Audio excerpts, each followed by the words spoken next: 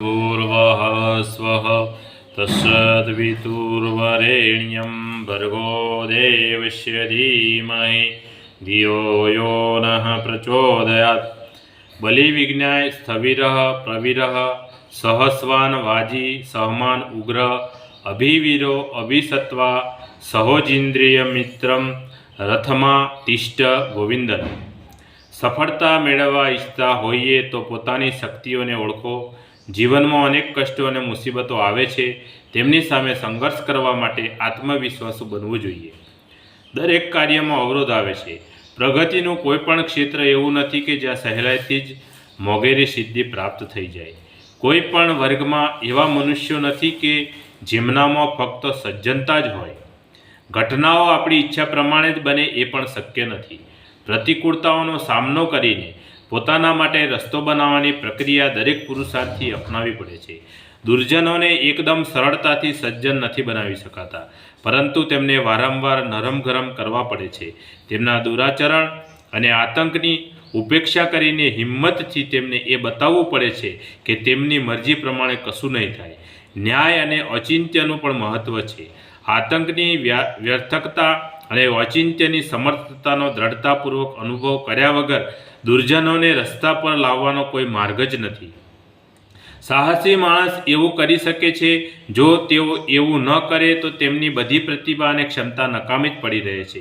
પ્રતિકૂળતાઓને અનુકૂળતામાં બદલવા માટે સંઘર્ષ કરવો પડે છે। નિર્ધનને સમૃદ્ધિમાં બદલવા માટે કઠોર શ્રમ કરવો પડે છે। દુર્બળ શરીરને બળવાન બનાવવા માટે તંદુરસ્તીની સાધના કરવી પડે છે। અશિક્ષિત અને અવિકસિત મગજને વિદ્વાનો જેવું બનાવવા માટે મનોયોગપૂર્વક અધ્યયનરૂપી તપમાં જોડાવવું પડે છે। જેનામાં આ પ્રકારના પુરુષાર્થ અને પરાક્રમ કરવાની હિંમત ન હોય તેમના માટે સફળતા અને સમૃદ્ધિના બધા દરવાજા સદાને માટે બંધ જ રહેશે। ઈશ્વર તેમને જ મદદ કરે છે જેઓ પોતે પોતાને મદદ કરવા માટે તૈયાર હોય છે। હિંમતવાળાને પહાડ પણ રસ્તો આપી દે છે। માનવીય અંતરાત્મામાં અપાર શક્તિનો સ્ત્રોત અને સામર્થ્યનો ભંડાર ભરેલો છે, પરંતુ તેને જગાડવા માટે સાહસનું બળ જોઈએ। જેઓ મુશ્કેલ પરિસ્થિતિઓને સામે ધૈર્યપૂર્વક લડે છે અને પોતાની જાતે રસ્તો બતાવવાનો પ્રયાસ કરે છે, તેમને બીજાઓનો પણ ભરપૂર સહયોગ મળે છે। આપણી અંદર અનેક દોષ દુર્ગુણો રહેલા છે। જો તેમને એમને એમ જ પડ્યા રહેવા દઈશું અને તેમનો નાશ કરવાની હિંમત નહીં કરીએ તો આપણું વ્યક્તિત્વ તુચ્છ અને નિમ્ન સ્તરનું બનશે અને નૈતિક અનાચાર અને સામાજિક વિચારો એક ચક્રવ્યૂહ જેવા છે।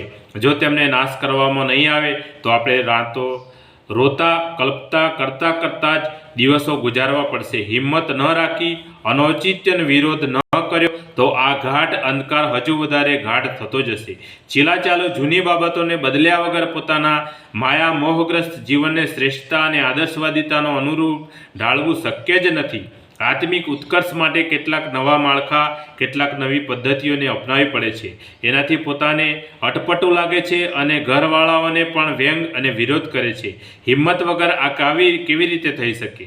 સાહસ અને હિંમત આપણા આધ્યાત્મ ગુણો છે। એ આપણા અંતરાત્માને અમર્યાદિત શક્તિથી ઉત્પન્ન થાય છે।